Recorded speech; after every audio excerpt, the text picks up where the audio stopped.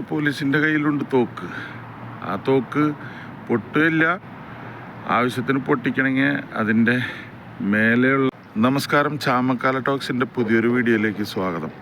ഇന്ന് പറയുന്ന വിഷയം എന്താണെന്ന് വെച്ച് കഴിഞ്ഞാൽ, നമ്മുടെ നാട്ടിൽ പോലീസ് വരുന്നതെന്ന് പറഞ്ഞു കഴിഞ്ഞാൽ, ഇപ്പോൾ ഒരു ട്രാഫിക്കിൻ്റെ കേസായിട്ട് വരികയാണെന്നുണ്ടെങ്കിലും അവർ 1, 2, 3, 4, 5 പേരായിട്ട് വരിക എന്ന സ്ഥാനത്ത് ഞാനിതിനകത്തൊരു വീഡിയോ കാണിക്കാം. ആ വീഡിയോയിൽ നിങ്ങൾ നോക്കുക ദുബായ് പോലീസിൻ്റെ പവർ എന്താണെന്ന്.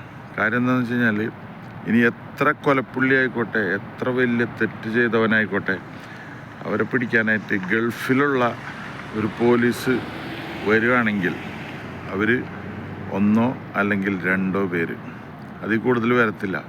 കാര്യം നമ്മുടെ നാട്ടിൽ ഇനി ഒരു ബസ് പോലീസ് വന്നാൽ പോലും നമ്മുടെ നാട്ടിൽ ചില സമയത്ത് ആളുകളെ പിടിച്ചു കെട്ടാൻ വലിയ പാടായിരിക്കും. കാര്യം നിയന്ത്രിക്കാൻ കഴിയാത്ത ജനങ്ങളാണ് ചില സമയത്ത് ഉണ്ടാവുക. പക്ഷേ ഇവിടെ എത്ര ജനങ്ങൾ വന്നാലും ശരി, ഇവിടെ 2, 3 പോലീസ് വന്നു കഴിഞ്ഞാൽ അത് നിയന്ത്രിക്കാൻ കഴിയുന്നുള്ളതിൻ്റെ തെളിവാണ് ദുബായ് പോലീസ് അവിടുത്തെ എക്സ്പ്രസ് ഹൈവേയിൽ കുറച്ച് ദിവസം മുമ്പ് കാണിച്ച ഒരു കാര്യം എന്താണെന്ന് വെച്ച് കഴിഞ്ഞാൽ, അവിടെ ഒരു വണ്ടി എന്തോ ആക്സിഡൻ്റായിട്ട് മൊത്തം ട്രാഫിക്ക് തടഞ്ഞു നിർത്തി അതെല്ലാം ക്ലിയർ ചെയ്ത് വിടുന്ന ഒരു മനോഹരമായ കാഴ്ച. കാര്യം എന്താണെന്ന് വെച്ച് കഴിഞ്ഞാൽ, ആ പോലീസ് ഒരാൾ നടു റോട്ടിൽ കയറി നിന്ന് കൈ കാണിച്ചാൽ ആ വണ്ടികളെല്ലാവരും നിർത്തും. കാര്യം എന്താണ്? അതാണ് അവിടുത്തെ നിയമം. നമ്മുടെ നാട്ടിലുണ്ട് നിയമങ്ങളൊക്കെ. ആ നിയമങ്ങളെല്ലാം അനുസരിക്കാൻ വേണ്ടിയിട്ട് പഠിക്കണം. അത് മനസ്സിലായോ? അല്ലാതെ പല നിയമങ്ങളുണ്ട്. നമ്മുടെ നാട്ടിലെ പോലീസിനെ ആരെങ്കിലും പേടിയുണ്ടോ? ഇല്ല.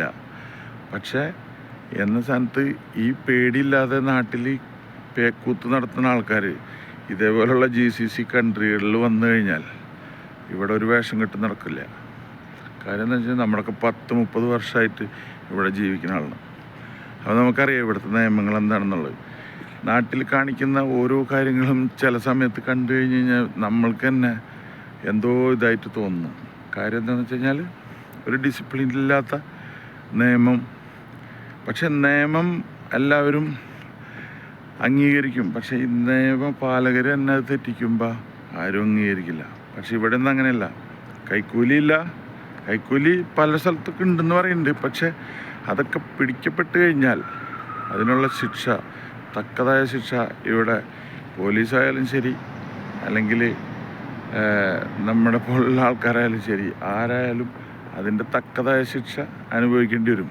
അപ്പം അതുകൊണ്ട് ആരും അങ്ങനത്തെ പരിപാടിക്ക് നിൽക്കാറില്ല. അപ്പം ഇതൊന്ന് കണ്ടു നോക്ക്. ഇത് കണ്ടു കഴിഞ്ഞ് കഴിഞ്ഞാൽ അറിയാം ഈ പോലീസിൻ്റെ വില എന്താണെന്നുള്ളത്. കാര്യം എന്താണെന്ന് വെച്ചാൽ, നമ്മുടെ നാട്ടിലെ പോലീസിൻ്റെ കയ്യിലുണ്ട് തോക്ക്.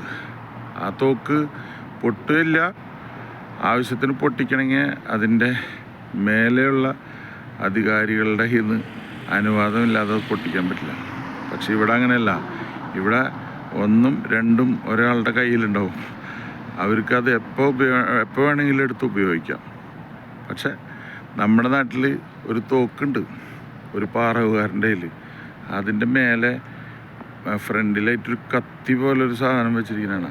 അതെന്തിനാണെന്ന് ഇതുവരെ പിടികിട്ടിയില്ല. അതിനി കുത്താനാണോ? അയാളവിടെ നിൽക്കുമ്പോൾ ആരെങ്കിലും അയാളെ ഉപദ്രവിച്ച് കഴിഞ്ഞാൽ, എന്ന് വെച്ച് കഴിഞ്ഞാൽ വെടിവെക്കാൻ പറ്റില്ലല്ലോ. അപ്പോൾ പിന്നെ അതൊരു കുത്തലല്ലേ പറ്റുള്ളൂ, അല്ലെങ്കിൽ തലക്കടിക്കാൻ. ഇതിന് 2 നമ്മുടെ നാട്ടിലെ തോക്കുകൾ ഉപയോഗിക്കുന്നത് ഞാൻ കണ്ടിട്ടുള്ളൂ. പക്ഷെ ഇവിടെ അങ്ങനെയല്ല. ഇവിടെ എല്ലാ പോലീസുകാർക്കും ഒരു റിവോൾവർ അവരുടെ കയ്യിലുണ്ടാവും. അത് കൂടാതെ ഉണ്ടാവും വേറൊരു വെപ്പൺസ്. എല്ലാവരുടെ കയ്യിലും ഓരോ വിലങ്ങുകളുണ്ടാവും. നമ്മുടെ നാട്ടിലോ ഈ വക സാധനങ്ങളും ഒന്നുമില്ല. അതാണ് ഇവിടുത്തെ അവസ്ഥ. നമ്മുടെ ഒരു സുഹൃത്ത് പോയപ്പോഴേ തിരിഞ്ഞു നോക്കിയതാണ്. അത്ര കാര്യമാക്കണ്ട. അപ്പോൾ ഈ വീഡിയോ കണ്ടിട്ട് നിങ്ങളുടെ അഭിപ്രായങ്ങൾ നിങ്ങൾ പറയുക. കാര്യം എന്താണെന്ന് വെച്ച് കഴിഞ്ഞാൽ, ഈ വീഡിയോയിൽ കാണിക്കുന്ന കാര്യം എന്താണെന്നുള്ളത് നിങ്ങൾക്ക് കറക്റ്റായിട്ട് മനസ്സിലാവും. കാര്യം എന്താണെന്ന് വെച്ച് കഴിഞ്ഞാൽ, ഒരൊറ്റ ആൾ, അയാളുടെ പവർ എന്താണെന്ന് നിങ്ങൾ കാണുക. അതിനുശേഷം നിങ്ങളുടെ അഭിപ്രായം രേഖപ്പെടുത്തുക. അപ്പോൾ ഇത്രയേ ഉള്ളൂ ഇന്നത്തെ വീഡിയോ. എല്ലാവർക്കും നന്ദി, നമസ്കാരം.